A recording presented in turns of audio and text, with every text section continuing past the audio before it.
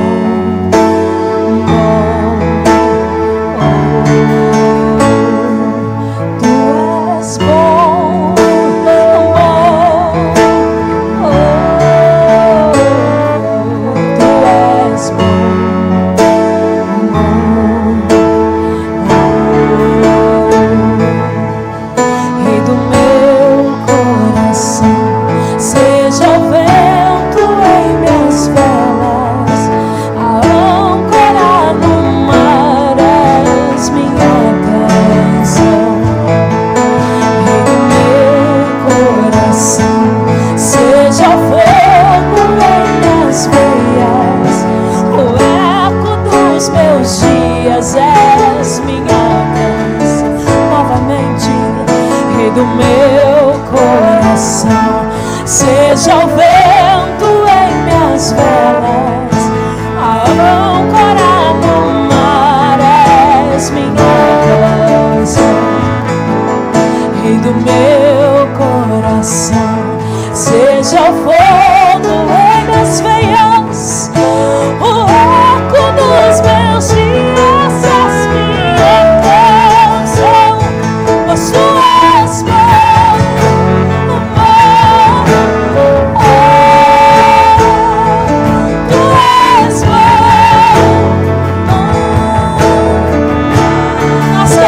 Pra ti, tu és bom,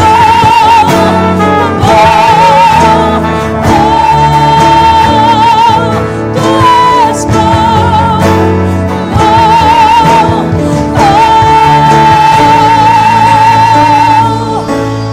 tu não me deixarás, não me deixarás jamais. Você pode cantar? Tu não me deixarás, não me deixarás jamais. Nós cremos nisso, que tu não me deixarás, não me deixarás jamais. Tu não me deixarás, não me deixarás. Nós cantamos isso pra ti, Senhor, crendo. Tu não me deixarás, não me deixarás jamais. Tu não me deixarás, não me deixarás jamais. Cante pra Ele. Tu não me deixarás, não me deixarás jamais. Tu não me deixarás, pois tu és bom.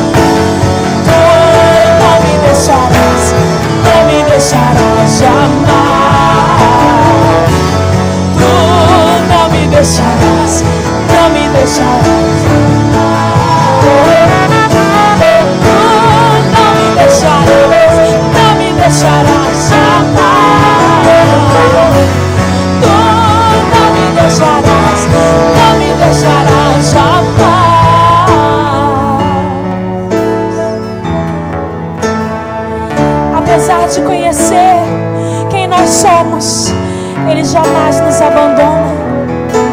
Apesar de saber de todos os nossos erros, Ele escolheu morrer por nós. Por isso creia que Ele está contigo todos os dias, como diz em Mateus 28, até a consumação dos séculos.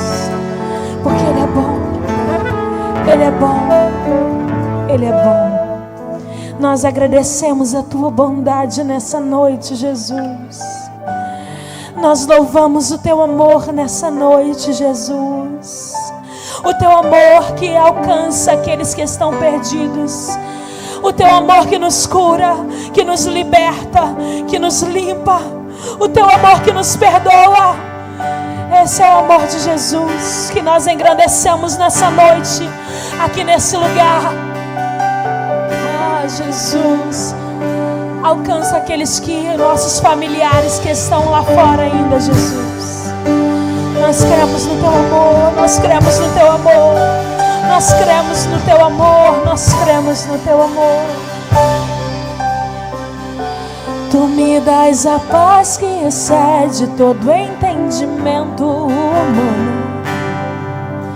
E quando eu planejo, me mostra que é bem melhor o Teu plano.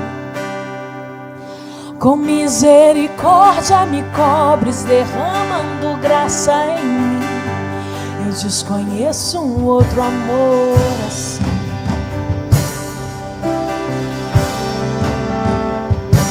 E ao meu respeito eu sei que só tens pensamentos de paz.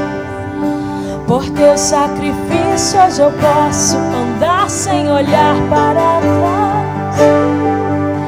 Eu não compreendo tamanha bondade que está sobre mim. Eu desconheço um outro amor.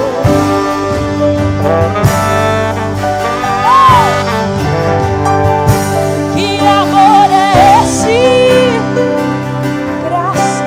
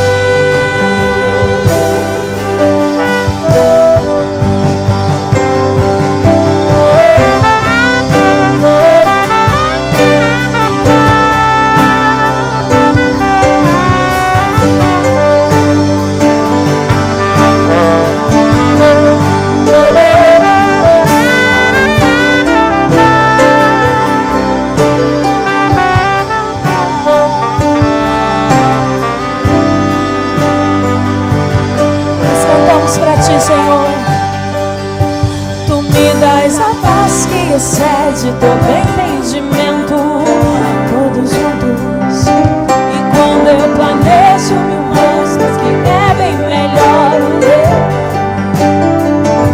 com misericórdia me cobres, derramando graça.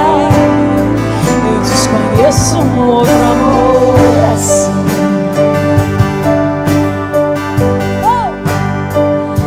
E ao meu respeito eu sei que só tens pensamentos de paz. Por teu sacrifício hoje eu posso andar. Eu não compreendo tamanha bondade que está sobre mim. Eu desconheço um outro amor assim.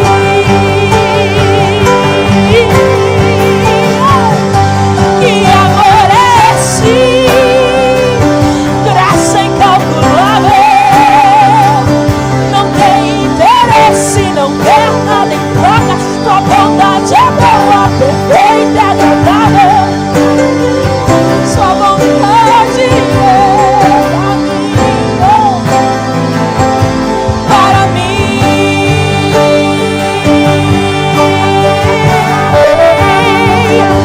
Quero conhecer-te, ouvir teus segredos.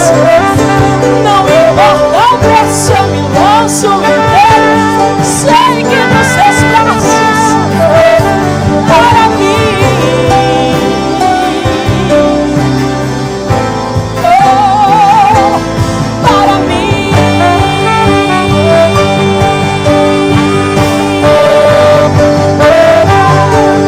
Nada vai ocupar meu lugar em ti. E ninguém pode ocupar teu lugar em ti. Nada vai ocupar teu lugar em mim. Eu desconheço outro amor assim. Nós cantamos pra ti, Jesus. Olhe pra ele e diga: nada vai ocupar teu lugar em mim. Olhe pra Jesus e fale: e ninguém pode ocupar teu lugar em ti. Nada vai, nada vai. Eu desconheço um outro amor assim.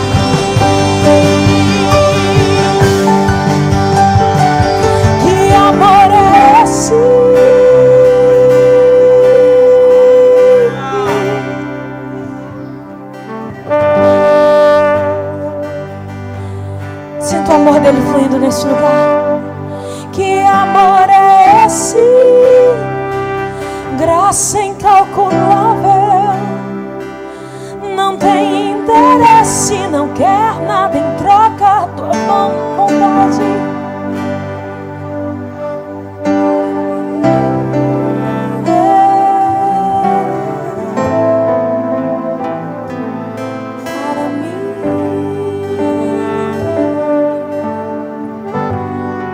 Fala pra ele. Quero conhecer-te mais, ouvir teus segredos. Não importa o preço, eu me lanço inteiro. É forte, mas tem que ser verdade para mim.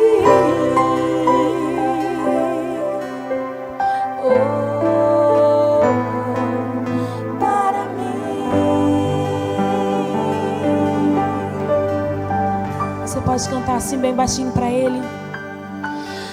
Nada vai ocupar teu lugar em mim.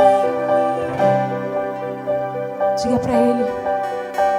E ninguém pode ocupar meu lugar em ti. Nós somos do amado. E nada vai ocupar teu lugar em mim. Eu desconheço um outro amor assim.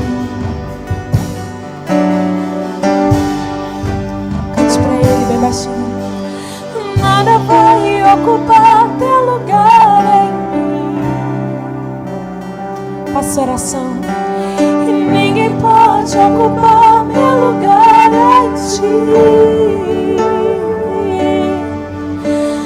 Nada vai ocupar teu lugar em mim.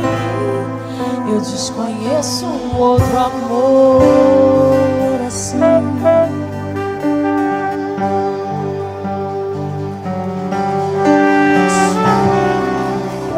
Glória a Deus, aleluia. Podeis assentar, queridos. Bom, antes de falar sobre os anúncios da semana, eu estava ali sentado quando vi esse jovem adentrar aqui. Fica preocupado não, ele ficou. E eu lembrei que na quarta-feira, me chamou a atenção, quando ele entrou lá, eu lembrei de quarta-feira. Foi na quarta-feira que ele se entregou para Jesus, voltou para Jesus, não foi? Foi isso. Eu vi, estava ali com a minha esposa ali atrás e vi a ansiedade que ele estava. E eu dei um toque, nós demos um toque dos nossos irmãos do Dink, porque ele estava querendo ir, ele estava travando uma luta muito grande. E me chamou a atenção, e eu me recordei com meus 22 para 23 anos, eu creio que você tenha menos do que isso, quando eu me decidi para Jesus. E eu me recordo que de lá para cá, Jesus jamais me desamparou por eu ter trocado a minha mocidade para me entregar a Jesus. E até hoje Ele tem sido fiel para comigo e vai ser com você também, meu querido. Creia nele, coloque a sua vida nele, porque Deus tem grandes coisas na tua vida. Amém? Creia nisso. Bom, queridos, dando continuidade ao nossos trabalhos da semana, de segunda a sexta nós temos aqui a tarde da bênção, né? De 15 às 16 horas, correto? Nós temos sempre aqui um obreiro, um diácono, para orar com você. Você passando, você necessitando, precisando de trazer alguém, traga que vai ter alguém aqui na igreja para te atender. Na próxima quarta-feira nós temos o culto da vitória. Culto da vitória, quarta-feira, tá? Às 19h30. E quinta-feira não temos nenhum trabalho de quinta-feira. Sobrenatural isso, meu pastor, me perdoa. Ele vai tirar a camisa por causa disso. Não, não tira a camisa não. Continua com a camisa, esse é um dos nossos. O sobrenatural começa às 17h30 às 19h30, não é isso? Sobrenatural na quinta-feira. Na sexta-feira, às 8h30 da manhã, nós temos a consagração. E à noite, às 19h30, nós temos o 6D para a juventude. Tem jovem aí? 2. 3 com o pastor Evandro, que ele também é jovem. Sábado nós temos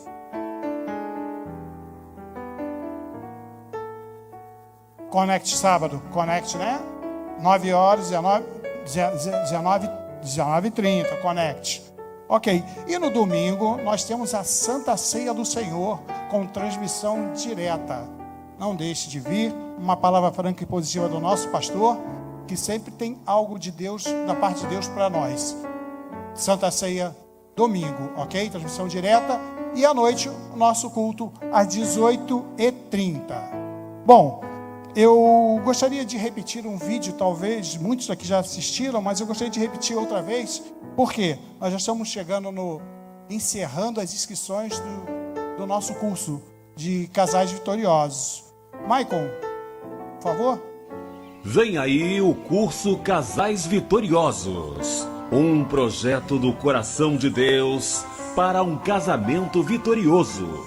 Idealizadores do projeto: Pastor Silas Malafaia e Pastora Elisete Malafaia. Início das aulas em março de 2019. Curso com 10 semanas de duração. Camisa personalizada do curso. Certificado de conclusão. Dinâmica e exercícios de fixação. Lições estudadas. Os alicerces do casamento. Construindo uma comunicação saudável. Gerenciando o tempo. Administrando finanças. Sexualidade. A vida do casamento está no perdão. Criando filhos saudáveis. Violência familiar. Envelhecendo juntos. Curso Casais Vitoriosos. Bom, queridos, ali ele fala início das aulas em março, mas as aulas começam dia 4 e dia 5. Por quê? No dia 30, devido à agenda da pastora Elisete Malafaia, ela vai estar dando um aulão para aqueles que vão estar ministrando o curso. Então, eu aproveito para endossar que nós que estaremos na responsabilidade de direção dessas turmas, nós estaremos no dia 30, de 9 às 17 horas na sede. Todos aqueles que foram convocados, escalados para ministrar nas turmas, nós temos que estar de 9 às 17, vai ser o aulão. E inclusive eu recebi hoje que estão preparando a preço de custo um almoço para que o pessoal não saia no período. Então, para aqueles que vão estar ministrando, dia 30, de 9 às 17, na sede, tá? E depois a gente marca como é que a gente vai sair juntos, se encontra lá, tá? O importante é que no dia 30. Então, essas aulas foram transferidas para do dia 14 de março, e elas vão iniciar-se a partir do dia 4 e dia 5. Por quê? Nós teremos, como nós já superamos as 4 salas lá em cima, o pastor Rafael nos cedeu a sexta-feira, então nós teremos turma quinta e sexta-feira. Então, a primeira turma de quinta começa as aulas no dia 4 e a segunda turma na sexta-feira, ok? E quem quiser ficha, eu tenho ficha ainda, nós só podemos fechar com, no máximo, 8 turmas. Nós já estamos caminhando para 7, mas e eu creio que a gente termine essas 7. A sede pediu para encerrar até o dia 31 desse mês, de janeiro. Eu solicitei ao pastor Jorge, que é o nosso líder nacional, ele estendeu até o domingo. Então, até domingo, eu ainda consigo encaixar. Depois fica difícil, porque temos que mandar a relação para que eles possam confeccionar os livros. Gente, R$45 para você investir no teu casamento. Se você pensar, você compra 5, 6 Coca-Colas, gastou R$45. Você vai investir no teu casamento. Olha, eu tenho 36 anos, Nadinha, 36 anos, né? E nós vamos completar de casados. Eu tenho muito que aprender, falo de coração, sinceramente. A cada dia eu aprendo com vocês. Ontem eu aprendi aqui, nós não aprendemos aqui ontem. E de repente algo que você pense, poxa, eu já vi tanto isso, mas você deixou de cumprir, já deixou de fazer aquilo que parecia tão fácil. Ok? Então, invista no seu casamento. R$45, 10 aulas, foi reformulado o curso, foi reformulado. Quem fez parte do Casados para Sempre, vai conhecer um outro lado desse curso que foi atualizado. Foram 2 anos de pesquisa da pastora Elisete Malafaia, tá? Pastor Silas participou, mas ela é que praticamente debruçou sobre esse curso, tá? Então, invista no seu casamento, vale a pena. Se você não gostar, no final do curso eu compro a tua apostila e guardo, ok? Vamos ofertar ao Senhor com alegria? Diácono, não é? Hoje tu tinha que trocar de camisa, cara. Tinha que estar de azulão hoje. Perdeu a cor? Ainda bem, porque a minha perdeu o tamanho, veio com defeito. Encolheu, né? Antes de perder a cor, ela encolheu também. Ficou pescando aqui. Pode nem levantar o braço aí. Aí eu tive que vir de obreiro. A paz de Cristo, irmãos. Abra sua Bíblia em Lucas 21.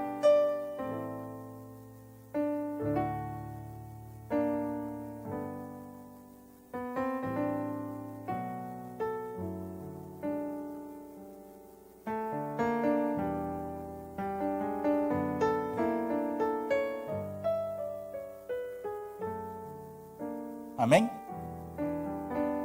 Todos acharam? Acho que é a oferta mais famosa da Bíblia, eu acho.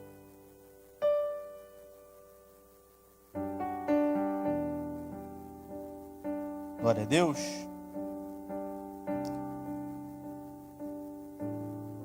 E olhando ele, viu os ricos lançarem as suas ofertas na arca do tesouro. E viu também uma pobre viúva lançar ali 2 pequenas moedas. E disse: em verdade vos digo, que lançou mais do que todos esta pobre viúva, porque todos aqueles que deram como oferta de Deus do que lhes sobrejava, mas esta da sua pobreza deu todo o sustento que tinha. Amém? Aqui eu aprendo, a primeira coisa que eu aprendo, que Jesus olha a tua oferta. Estava todo mundo lá ofertando e Jesus estava olhando a oferta. Então eu aprendo que Ele olha tudo. Ele está observando a tua oferta. E a segunda coisa que eu observo nesse texto é que Ele não está olhando valores somente. Ele está olhando a qualidade da oferta. Então ele está dando uma aula. Ali tem muita gente bem-sucedida ofertando. Ali tem muita gente estruturada na vida, né? Gente formada, gente capacitada, que chegou ali e ofertou. Só que ele faz uma observação. Ele está dizendo: olha, essa mulher, ela da sua pobreza, ela deu o seu melhor. Então, eu aprendo aqui que o texto também destaca que era uma viúva. Então, se ela era uma viúva, essa mulher também já teve uma família bem estruturada. Ela foi casada. E aqui está dizendo que ela deu as suas últimas moedas. Então, quer dizer que ela vem ofertando. Então, Jesus está dizendo assim: olha, o importante é você ir até o final. O importante é você ofertar, mesmo que você venha perdendo coisas. O importante é a qualidade da tua oferta. Ela tem que ter fé. E ele diz: os ricos, eles estão dando do que sobra. Eles estão estruturados, eles estão dando do que sobra. Mas essa mulher, ela vem perdendo. Perdeu o marido, devia estar passando, para ter 2 moedas, devia estar passando necessidade, mas ela está dizendo para Deus: Deus, eu sou fiel até o fim. Eu sou fiel até as minhas últimas moedas. Por quê? Porque eu sei em quem eu tenho crido. Então, na minha vida, ela está dizendo com essas moedas que na minha vida, perdendo ou ganhando, sendo rico ou sendo pobre, eu quero ser fiel. Então ela está com 2 pequenas moedas, ela está mostrando. E Jesus está usando essa situação para dar aula. Ele está usando essa situação para falar que no reino de Deus, Ele olha o coração, a qualidade da oferta. E olha sim a tua oferta. Então nós temos que aprender a observar em que momento estamos vivendo. Sejam eles de bonança, sejam eles de perdas. e continuar sendo fiel. A Bíblia não fala o que acontece com essa mulher, se ela tem uma virada especial na vida dela. Mas a Bíblia fala de outras viúvas. Uma que ia comer e ia morrer, mas quando ela divide com o profeta, a vida dela dá um salto. Então, irmãos, eu quero profetizar sobre a tua vida. Eu não sei se você está perdendo, se você está ganhando, mas eu quero dizer para você que esse ano Deus vai suprir todas as tuas necessidades. Esse ano Deus vai romper um ciclo e vai derramar bênçãos sem medidas sobre a tua vida. Nesse ano Deus vai abençoar a tua casa, a tua despensa. Deus vai abençoar os teus filhos. Deus vai abençoar a escola para os teus filhos. Deus é um Deus que provê. E Ele tem visto a tua fidelidade. Então, em todos os momentos, seja fiel nos seus dízimos e nas suas ofertas. Porque Deus é poderoso para dar uma virada na sua vida, na minha vida. Amém? Vamos ofertar ao Senhor.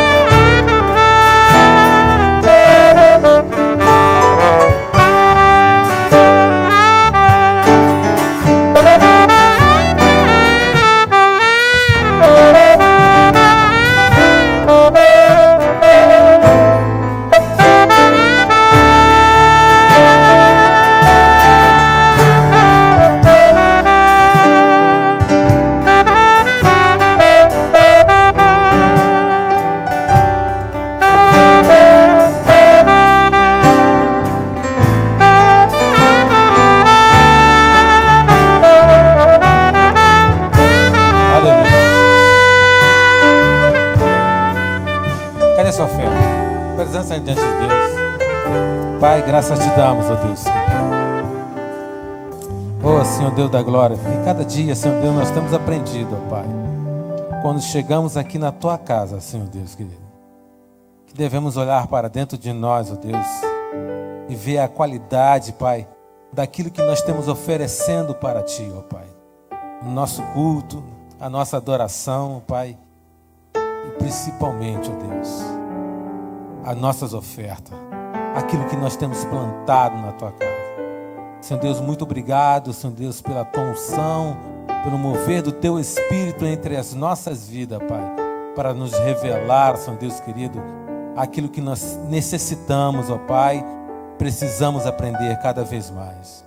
Abre as portas do céu sobre a tua igreja, Pai querido, e abençoa, Senhor Deus, este povo que te honra e te adoram com a sua oferta, Pai. Em nome de Jesus, ó Deus. Amém. Passa para a extremidade a sua oferta. Amém? Os obreiros vão recolher.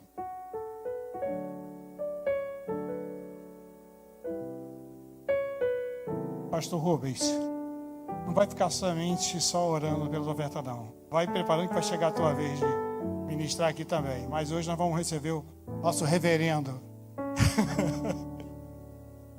Deus abençoe. Amém. Pai de Cristo, os irmãos amados, vocês estão bem? Fico até sem graça, está pregando aqui, o meu pastor ali. Tu sabe como eu sou tímido, pastor.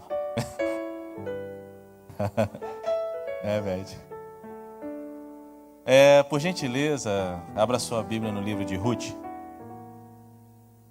Agradeço, chefe, a oportunidade. Pastor, tá difícil, né? Então, depois de Juízes. Pastor, tá difícil achar juízes. Vai se converter, né, irmão? Porque aí você vem em Josué, depois do Pentateuco. Ih, Pentateuco? O que é isso? Livro de Noemi, capítulo de número 1. Perdão, de Ruth. Faz parte, né? Tá no contexto, né, pastor? Livro de Ruth, capítulo de número 1, até o verso 7. Eu vou ler e acompanhem comigo, por gentileza. E sucedeu que nos dias em que os juízes julgavam, houve uma fome na terra.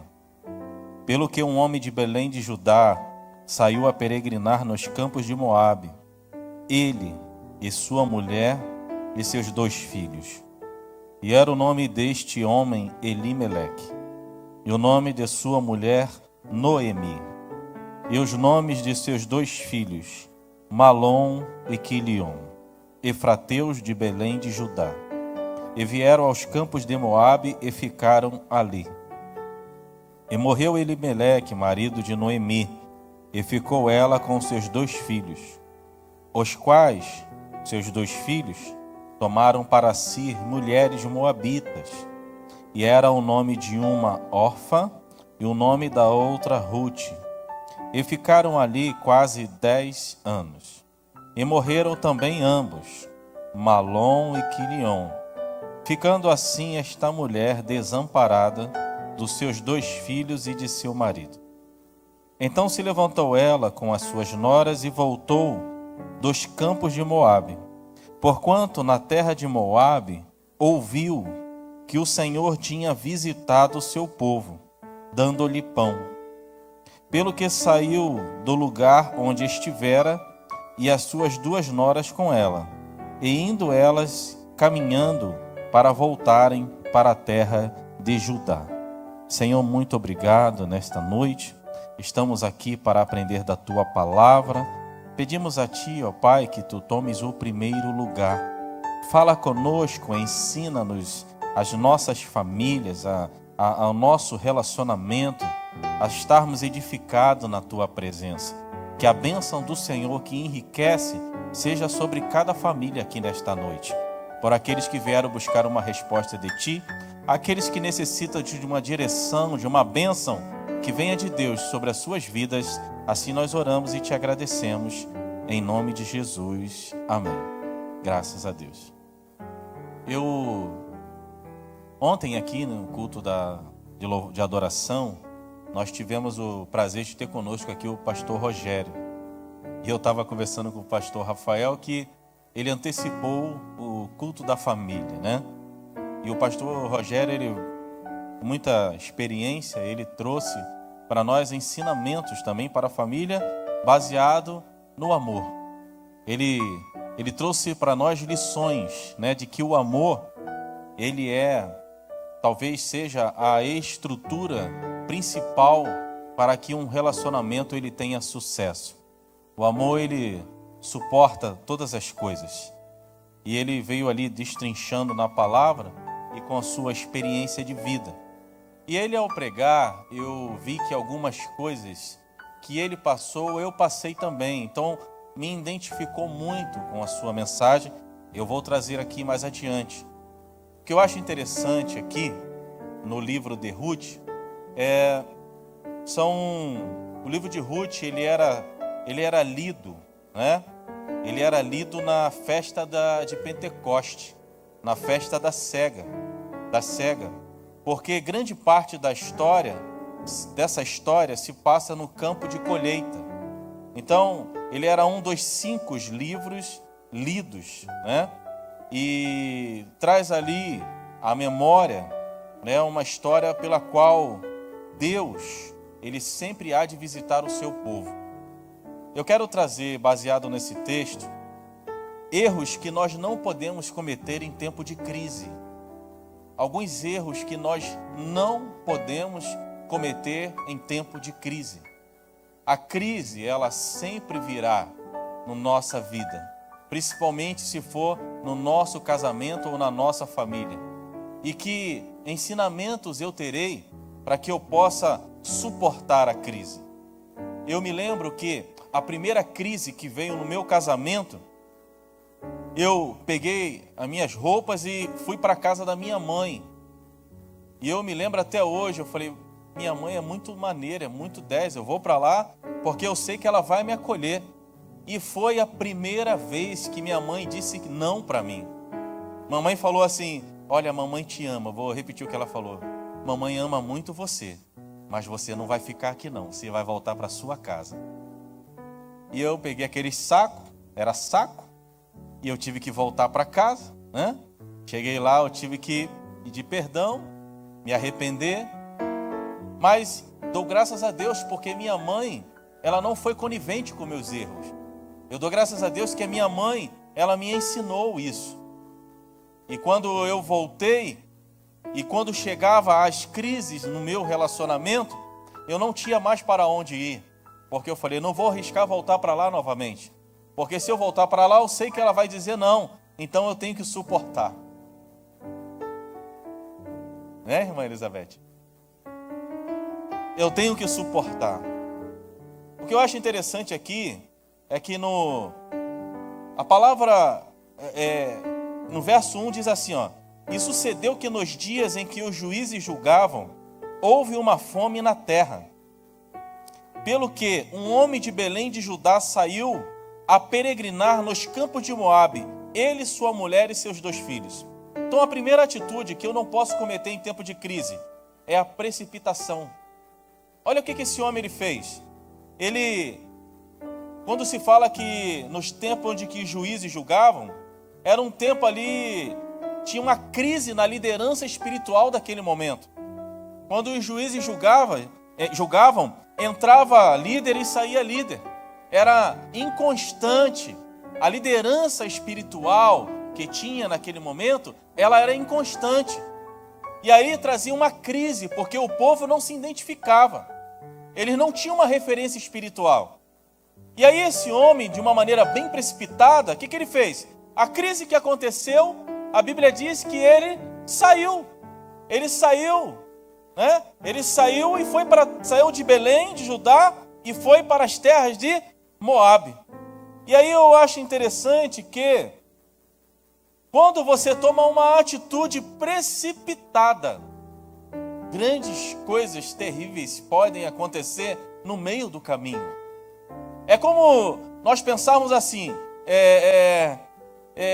eu vou tomar uma atitude de tal modo que eu vou fugir da crise.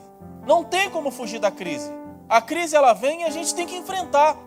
Se a gente fugir, primeiro, se fosse ele sozinho, só ele passaria pela crise, mas estava ele, a sua esposa e seus 2 filhos. Além dele correr o risco, ele estava expondo a sua família.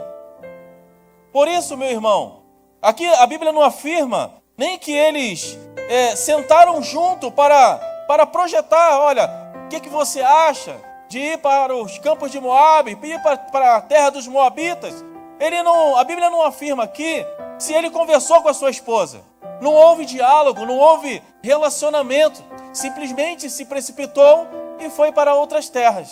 Então a primeira atitude que eu não posso cometer jamais no tempo da crise é a precipitação. Eu tenho que buscar a Deus. Eu tenho que buscar a Deus para que Deus possa me dar um direcionamento. A gente sempre fala isso aqui. E aí você vai ver mais adiante que através dessa sua atitude, coisas terríveis aconteceu no meio dele. Então, Moabe, a terra dos Moabitas, ela simbolizava o quê? O pecado, né? Eles adoravam a Moloque, que era o deus do sacrifício infantil. Eles adoravam a Baal, eles adoravam a Astarote. Então ele saiu do lugar da adoração a Deus e levou a sua esposa e seus filhos para um lugar pagão. Eu tive uma oportunidade de ter um grande amigo meu. E esse amigo, ele não morava aqui, ele morava em outro estado. E ele saiu daquele estado para cá por uma decisão precipitada. E esse tempo que eu convivi com ele, tudo que ele fazia dava errado. Tudo, irmãos. Tudo. Na igreja não dava certo. O trabalho não dava certo. A esposa também não dava certo no trabalho. Nada dava certo. Porque ele tomou uma atitude. Ele saiu de um lugar onde ele estava, que não era para ele sair. Ele veio para o Rio de Janeiro, e esse período que ele passou no Rio de Janeiro foi um período de fracasso e de derrota. Porque ele se precipitou com a sua atitude. Ou seja, ele tomou uma decisão sem consultar a Deus. Ele tomou uma decisão sem pedir um direcionamento a Deus. Então, em tempo de crise, a primeira coisa que eu tenho que fazer é consultar a Deus e não me precipitar com as decisões da vida. Segundo, olha o que diz. Por isso, um homem de Belém de Judá saiu a peregrinar nos campos de Moabe. Ele, sua mulher e seus 2 filhos. No capítulo 1, no verso 1 ainda. Aí fala de quê? Fala de independência. Independente. Quando a gente fala assim, talvez Noemi, ela compactuou com o erro dele. Talvez não. Talvez seja aquela mulher que tem aquele marido cabeçudo, que só ele toma as decisões. Só ele toma as decisões dentro de casa. Ele não consulta a sua mulher e vice-versa. E aí eu vejo que ele não reúne, ele simplesmente toma uma atitude. E o que eu acho interessante é que às vezes pessoas que usam até referências bíblicas. Ah, mas Deus falou para Abraão, sai da tua terra, sai da tua parentela, da casa de teu pai, né? Que eu farei de ti uma grande nação. Então se Deus falou com Abraão, também Deus vai me levar para outras terras. Nós temos que entender que o projeto que Deus tinha na vida de Abraão era Abraão. O projeto que Deus tem na minha vida é na minha vida. O projeto que Deus tem na tua vida é na tua vida, meu irmão. E nós temos que esperar, nós temos que entender que a Bíblia diz que quando há concordância na terra, há concordância no céu. Eu não me arrisco a tomar uma decisão sem falar com a minha esposa. Não me arrisco, porque eu sei que já vai dar ruim. Então o que eu tenho que fazer? Reunir a minha esposa, reunir a minha família, para que a gente tome uma decisão coerente. Então, a segunda atitude dele foi a independência. Terceiro, olha o que a parte B do verso 1 diz. O mesmo versículo. Pelo que um homem de Belém de Judá saiu a peregrinar nos campos de Moabe.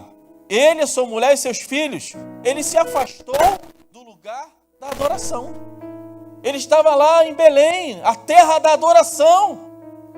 Queridos, não quer dizer que a gente serve a Deus, que nós estamos isentos das dificuldades da vida. Não quer dizer, mas eu sou crente e a luta não vai passar. Meu irmão, pelo contrário, é aí que a luta vem. Mas eu não posso me afastar da adoração. Eu não posso me afastar da presença dEle. Porque eu sei que uma hora eu sei que uma hora a crise ela vai vir. A crise ela vem, e não vem uma vez ou duas, ela vem várias vezes, mas uma coisa eu tenho certeza, que uma hora, se eu estiver aos pés da cruz, Deus ele determinará a minha vitória. Então eu quero profetizar algo para a tua vida. Se prepare para aqueles que não se afastou da adoração. Você pode estar gemendo, você pode estar clamando, mas Deus vai te visitar e o nome dele vai ser glorificado.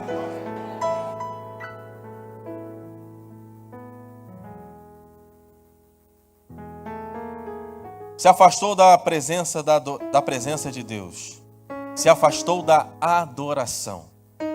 Então, a terceira atitude que eu não posso me afastar da presença de Deus. Eu tenho que ficar alicerçado em Deus. Quarta atitude que eu não posso tomar em tempo de crise. Olha o que o verso 4 diz.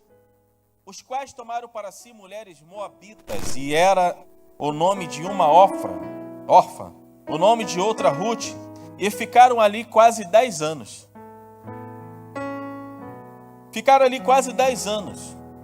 A Bíblia não diz que eles construíram alguma coisa. Simplesmente ficaram ali. Se afastaram da adoração, se afastaram de Belém, ficaram em Moabe e ficaram ali. Não construiu nada. Eu já falei aqui que eu já conheci um rapaz que ele veio reclamar da sogra dele para mim. E eu vou te falar, eu não tenho que reclamar da minha sogra porque ela me ganhou para Jesus. E é uma bênção. É uma mãezona espiritual. Mas ele veio reclamar da sogra e eu falei, vem cá, quanto tempo você... Porque ele morava na mesma casa que a sogra dele. E eu falei assim, quanto tempo você mora com ela? Ele, só 10 anos. Aí eu falei, só 10 anos? Você dorme lá, você come lá, bebe lá e você ainda fala da tua sogra?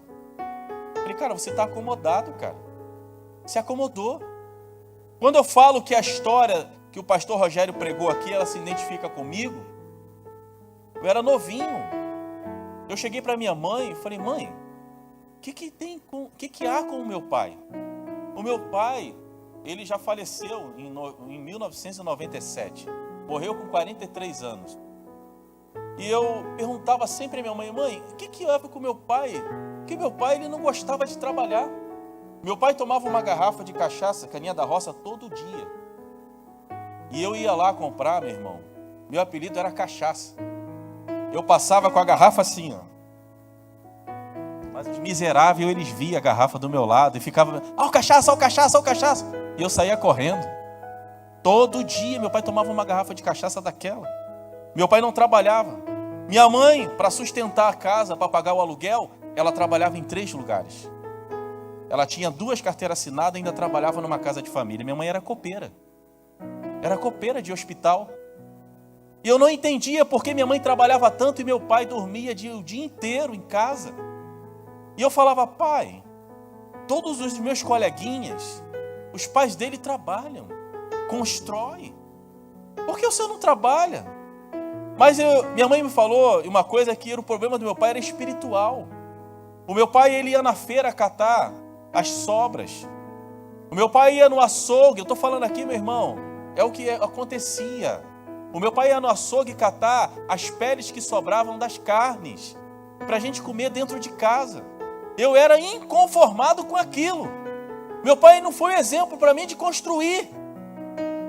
E eu olhava aquilo e falava, mãe, eu não concordo com isso. E além do mais, o meu pai, quando minha mãe chegava, no dia que ela descansava, porque ela passava um dia fora e dormia um dia em casa. E no dia que estava em casa, ela querendo descansar, meu pai perturbava ela. Bêbado. Batia nela. Já chegou a tirar sangue dela. E quando o pastor Rogério falou que ele tinha vontade de matar o pai dele, eu já acordei várias vezes de madrugada para pegar uma faca para dar um fim na vida dele, porque eu não queria que ele batesse na minha mãe. E aí eu falo assim, esse não é o exemplo que eu quero para mim. Eu não quero viver uma vida assim, não construiu nada. Parece que tinha um demônio, um devorador dentro da minha casa. Nada progredia. E minha mãe me contou a história que, desde o momento, minha mãe falou assim: meu filho, o seu pai, ele era trabalhador. Ele tinha carteira assinada, ele trabalhava numa boa empresa. Mas desde o dia que a ex-mulher dele levou a carteira dele, a carteira de trabalho dele, ele nunca mais foi o mesmo. E eu não entendia o lado espiritual. Meu pai se acometeu de uma doença, de um câncer, ficou internado. Dia 30 de janeiro de 1907, uma prima minha, a quem eu não tinha muito contato, ela era cristã, ela vai visitar o meu pai no leito do hospital, ela ora por ele, faz o apelo, ele aceita Cristo. Meu pai morre no dia 31, 5 horas da manhã. E desde aquele dia a nossa vida mudou. Aquela miséria, aquele demônio, ele já não estava mais. Mas não porque meu pai morreu, mas porque ele aceitou a Cristo. E quando ele aceitou a Cristo, aquele mal caiu por terra. Queridos, preste bem atenção. O inimigo, ele sempre vai querer fazer com que a gente não construa nada, com que a gente fique acomodados. Mas eu quero falar para você, se fortaleça no Senhor. Se edifique em Deus, porque vai chegar um tempo aonde Ele vai te exaltar. Qual é a lembrança que eu tenho do meu pai hoje? São as boas lembranças. Que ele era carinhoso. Eu queria tanto que os meus filhos, eu falo para minha esposa sempre: Beth, como eu queria que meus filhos conhecessem o meu pai. Meu pai era tão carinhoso, meu pai beijava, meu pai abraçava. Eu não disse aqui aquilo que é ruim, pelo aquilo que eu trago na lembrança. Eu estava te falando da minha história. Mas o que eu lembro do meu pai, eu queria que ele estivesse vivo. Eu queria beijá-lo. Eu queria abraçá-lo. Eu quero trazer para você, para que, se você tem o seu pai, valorize ele. Liga para ele. Manda uma mensagem.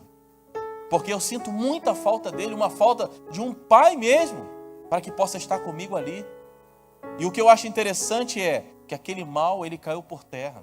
Então, a quarta atitude, em tempo de crise, não se acomode. Quinta, o que faltou nele também? Faltou o discernimento espiritual. Porque Belém, ele significava a casa do pão. Pois o Senhor havia prometido levar aquele povo, que aquela terra era uma terra boa. Mas ele saiu da promessa e foi para outro lugar. Então, em tempo de crise, você tem que ter discernimento espiritual, meu irmão, para saber como você está conduzindo a tua casa e a sua família. Sexta atitude: não ensinou seus filhos o princípio divino. O verso 4, parte A, diz: a qual tomaram para si mulheres moabitas. E aí, eu quero abrir um parênteses aqui, porque o papel de ensinar são dos pais. A igreja, ela não está para educar os filhos. A igreja, ela dá um direcionamento espiritual, mas os filhos, eles são educados dentro de casa. Pai, mãe, você tem que saber o que o seu filho faz. Existem pais aqui na igreja que precisam saber o que seus filhos fazem.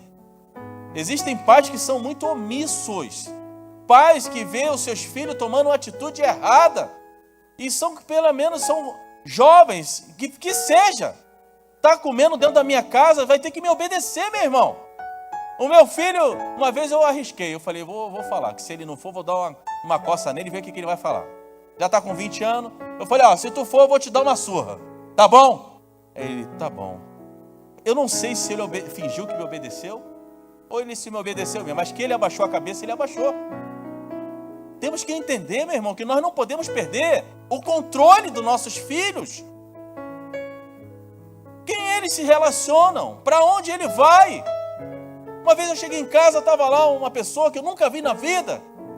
Eu falei, vem cá, quem é esse rapaz? Um garoto que... Pode entrar. Eu quero saber que quem vai se relacionar com meus filhos são pessoas que compactuam da mesma fé. Quem vai namorar o meu filho não vai ser julgo desigual. Ele até tentou namorar uma pessoa fora.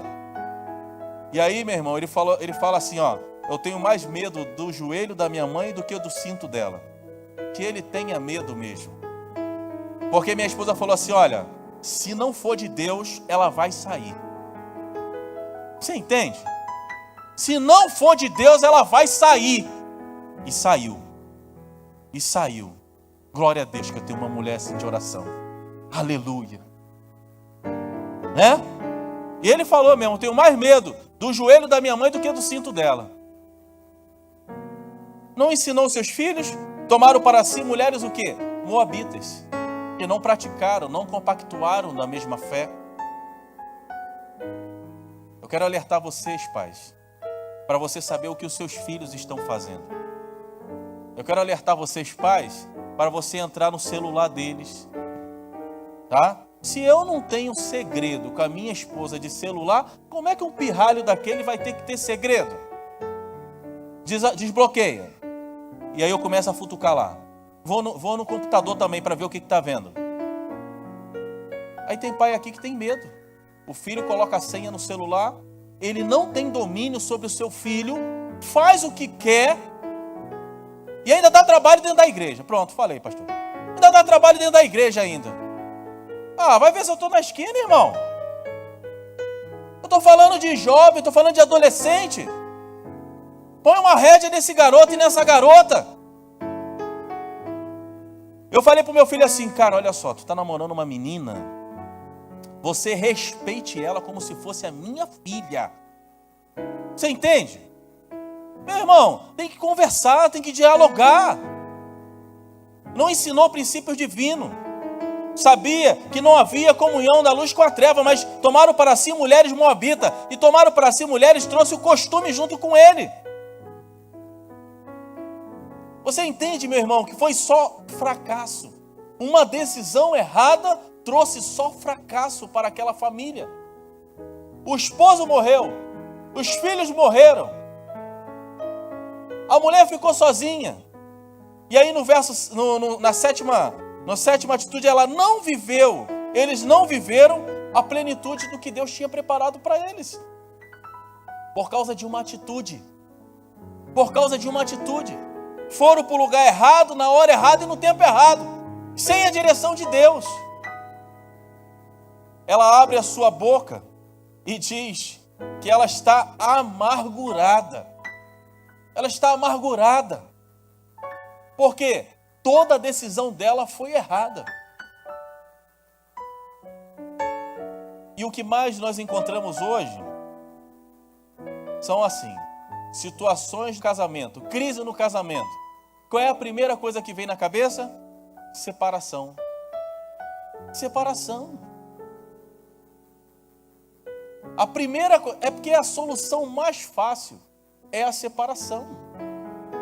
Eu casei com 20 e ela casou com 19. Tinha tudo para dar errado. Tudo para dar errado. Passamos por muitas crises, então eu posso falar aqui, meu irmão. Desde 2000 que nós estamos casados. Estamos quanto tempo? Vamos fazer 19 anos. Aí, meu irmão, passamos por muita crise. Muita crise, me deu vontade de largar. Ela também. Estou dizendo só comigo não. Ela também deu vontade de ir embora, de largar. Mas nós suportamos a crise. Nós suportamos as dificuldades. Porque eu aprendi que um princípio é esse. Eu não devo largar a minha esposa por qualquer coisa.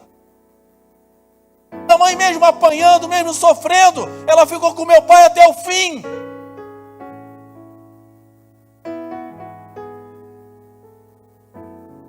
E aí qualquer crise hoje, qualquer crise, por influência da mídia, as pessoas querem separar, não valorizam mais, banalizaram o casamento. Casa hoje, separa amanhã. A separação é tão fácil que você pode fazer até pela internet. Que isso, irmão? Ah, mas eu conheço pessoas assim. Meu irmão, a nossa vida são duas etapas. Daqui para trás e daqui para frente. É aqui para frente, estamos falando daqui para frente. O que você tem preparado para a tua família? As crises, elas não podem sufocar. Elas não podem tirar o amor que Deus colocou na vida de vocês. Na nossa vida. Eu me apego naquele versículo que um cordão de 3 dobras não se rebenta facilmente. E hoje, Eu não estou dizendo aqui, meu irmão, não é... Hoje eu falo para a Beth, Beth, caramba, o que eu sinto por você hoje é muito maior do que ela lá atrás. Eu te vejo hoje mais bonita. Porque Deus vai renovando o casamento. Ainda mais quando eu aprendi, pastor Fernando, que a esposa era como se fosse um poço. O poço bebe água, né? Você vai tirando água e a água vai minando. Tira a água vai minando. Meu irmão, e aí Salomão ele diz assim, ó, beba água do teu poço. Não é para beber água lá fora não, é beber água do teu poço. Meu irmão, eu já bebi tanta água, que ainda tem muita água para beber. É ou não é, irmã?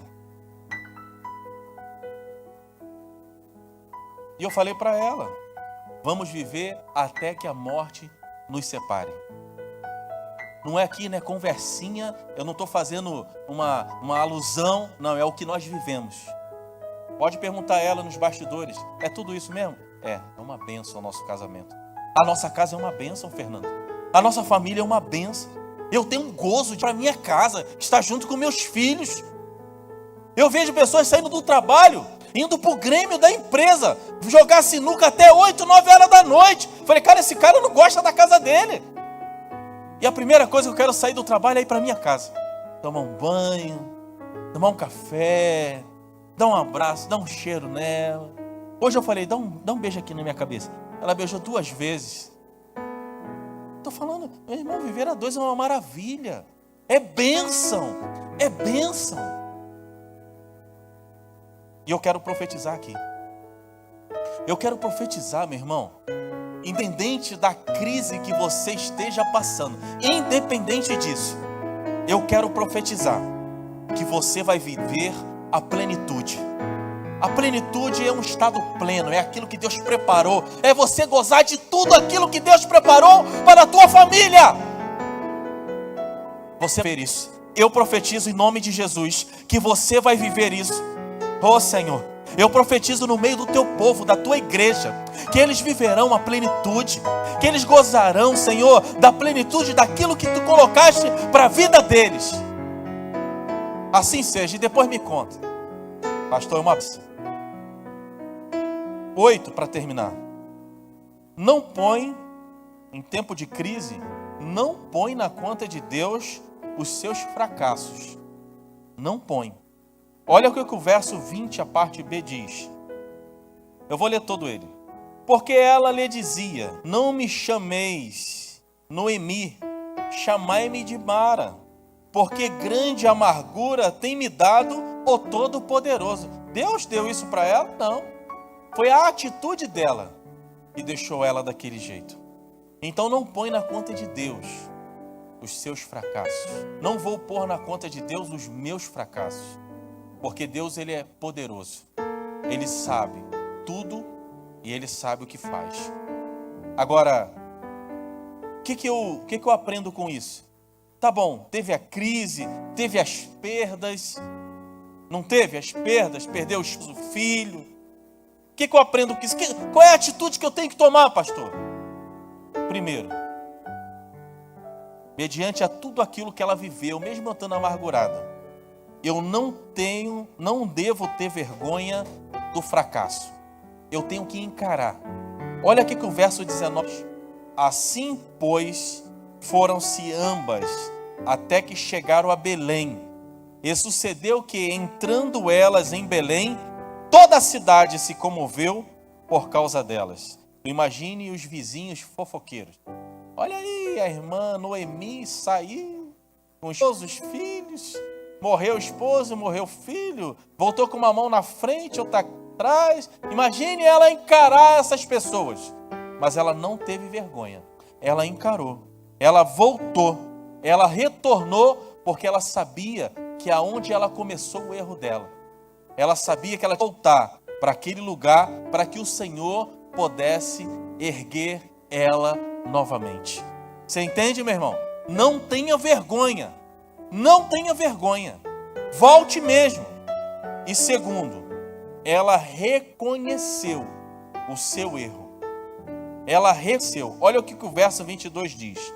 Assim, Noemi voltou, e com ela Rute, a moabita, sua nora, que voltava dos campos de Moabe, e chegaram a Belém no princípio da cega das cevadas. Além dela voltar, ela ainda trouxe a sua nora. A verdade, a nora, ela quis voltar com ela. Aqui, para falar de Ruth, é outra mensagem. O que eu quero falar aqui é de Noemi. Ela voltou, ela reconheceu o seu erro. E Deus reconstruiu a sua vida. Você entende isso, irmão? Reconstruiu a sua vida. Não importa o que você tem passado. Não importa o que passou.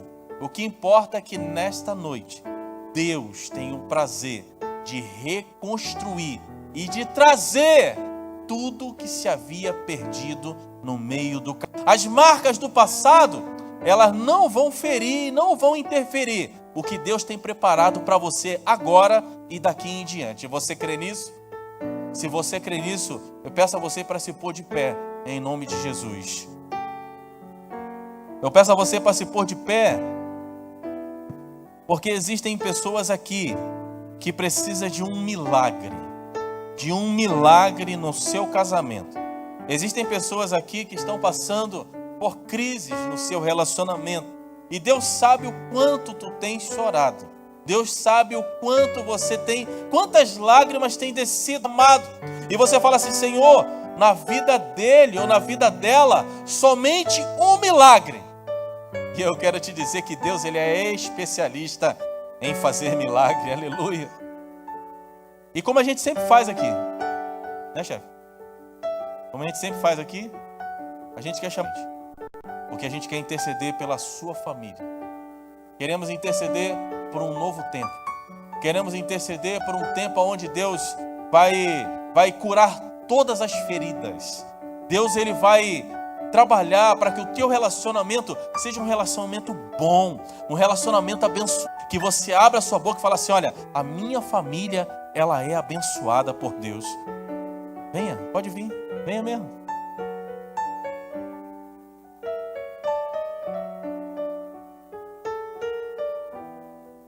Muito bom.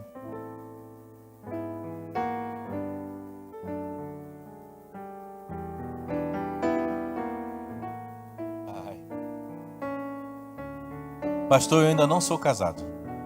Ainda não sou casada. Eu estou em busca de um casamento. Vem aqui que eu vou orar para Deus te dar uma pessoa de Deus para a sua vida. Venha, venha mesmo. Fica com vergonha não, porque se tu ficar com vergonha, vai ficar para titia. Então venha. Venha mesmo. Eu quero orar para você que ainda não é casado.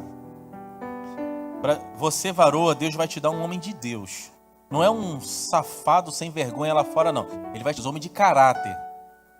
E você, varão, vai te dar uma mulher cheia do Espírito Santo. Uma mulher de Deus, uma mulher abençoada. Pastor, vem, pode vir. Vem mesmo. Chama o meu pastor. Meu pastor. Senhor, nessa noite nós estamos aqui para te adorar.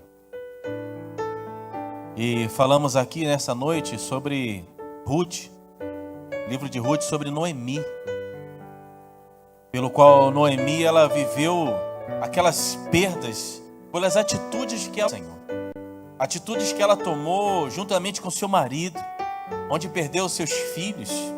Senhor, a ordem natural é os filhos sepultarem os pais, mas ela sepultou os seus filhos. Ela sepultou o seu marido. Ela não tinha um provedor. Ela não tinha um protetor. Senhor, ela vivia amargurada, Senhor. Oh, Senhor, mas ela se arrependeu, Pai. Ela voltou para Belém. E o Senhor mudou a sorte daquela mulher. Pai, eu oro aqui para que os casamentos aqui sejam saudáveis. Para que aquilo que está fora do lugar, tu coloques no seu devido lugar, Senhor. Onde há demônios, Satanás, ele tem se levantado. Oh, Ramanashuri Komanai. Tem afrontado, Senhor. Tem tirado a paz desta família. Alabandashuri Komanai. Clamo, Espírito Santo. Eu creio no poder da oração, eu creio. Senhor, eu creio que hoje Tu estás visitando a cada família aqui representada. Oh, Senhor, que Tu possa, Senhor, colocar no lugar aquilo que está fora. Senhor, eu não sei o que Tu vais fazer, Senhor, mas algo Tu vai fazer. Porque a Tua vontade é santa, perfeita e agradável. Senhor, dá um basta, Senhor, nessa situação, nessa afronta, nessa crise que impede a tua filha, o teu filho de a plenitude do que tu preparaste para um casamento.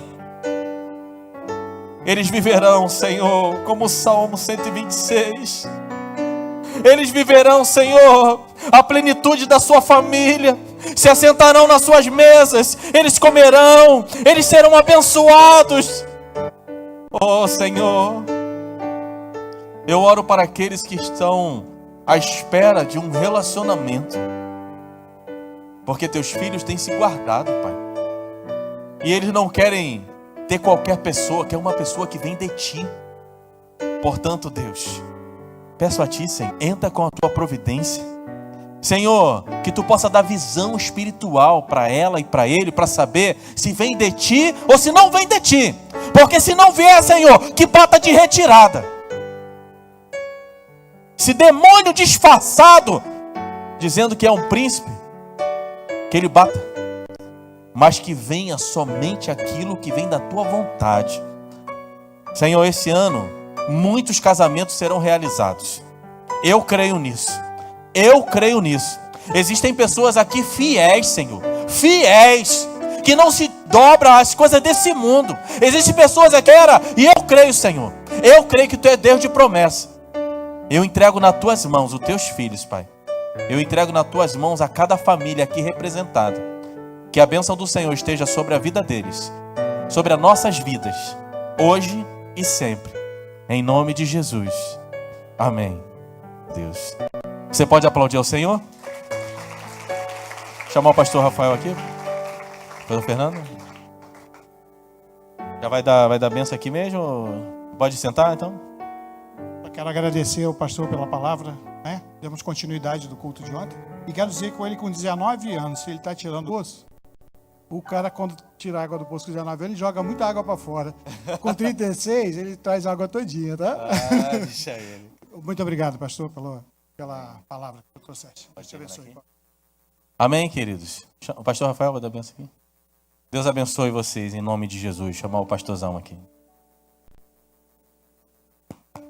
Graças a Deus. Deus te abençoe, pastor. Fomos presenteados por Deus com uma mensagem ontem e com uma mensagem hoje que nos faz rever atitudes, né? E nos faz pensar o que estamos fazendo da nossa vida familiar.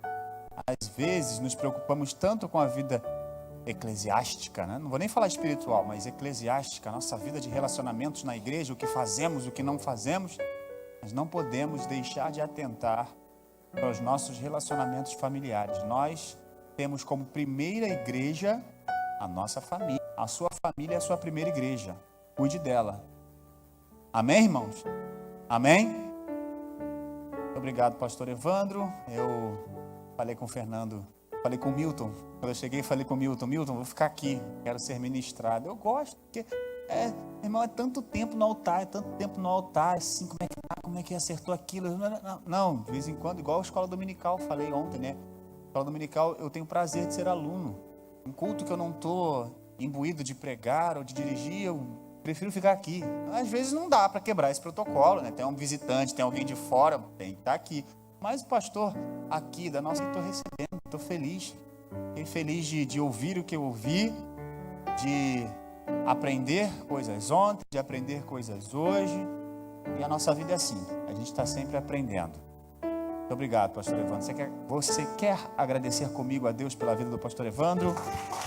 Deus te abençoe. Qual a idade do Davi? Davi tem 13. Tá aí ele hoje? Está no curso, então vou liberar o senhor para você beber água, que você está com sede. Porque eu sei...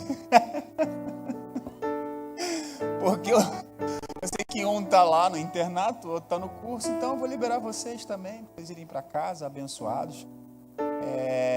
Que você tenha um restante de semana de paz. Você já sabe, na quarta-feira tem o culto da vitória, amanhã tem culto de libertação, quinta-feira o culto do sobrenatural, todos os dias a tarde da bênção, sexta-feira e no sábado o primeiro Connect do ano, domingo a nossa Santa Ceia do Senhor.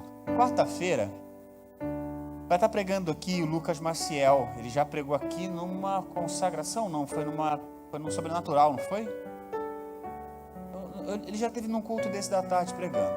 É um jovem pregador, muito boa. Deus usa aquele rapaz com força.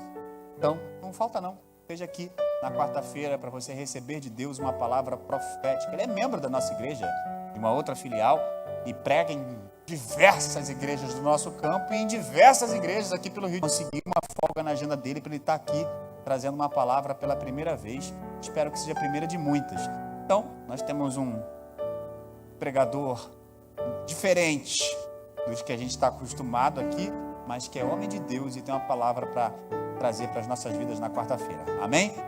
Deus te abençoe agora lá, que Deus te acompanhe em todos os dias da sua vida, que a boa mão do Senhor te acompanhe até o fim dessa semana e você possa dizer lá, Ebenezer, até aqui me ajudou o Senhor. Que o grande amor de Deus, nosso Pai, a graça maravilhosa do Senhor Jesus, o seu Filho, e as doces e eternas consolações do Espírito Santo de Deus, todos digam, vá em paz e Deus abençoe a sua casa.